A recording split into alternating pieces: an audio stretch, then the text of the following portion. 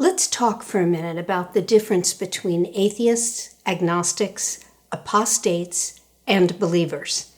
An atheist is someone who believes that God does not exist. They reject the idea of a divine being altogether.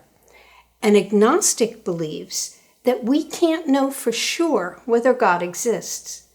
They don't claim belief in God, but they don't outright deny him either. An apostate is someone who has believed in God at one point, but no longer does.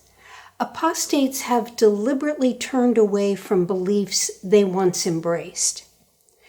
And then there are believers, people who believe that God does exist. Within that group, there's a wide range.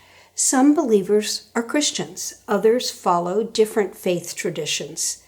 Believing in God doesn't automatically mean believing the same things about God.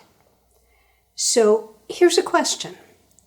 Does it bother God that there are people who don't believe in him?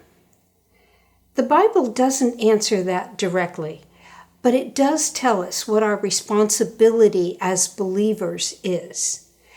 Jesus told those who follow him, "Therefore, go and make disciples of all nations, baptizing them in the name of the Father and of the Son and of the Holy Spirit, and teaching them to obey everything I have commanded you."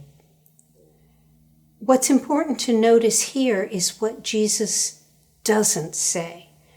He doesn't say we're responsible for convincing people. He doesn't say we're accountable for the outcome. Our role is faithfulness. God's role is the work of the heart. The Apostle Paul put it this way, "So neither the one who plants nor the one who waters is anything, but only God who makes things grow."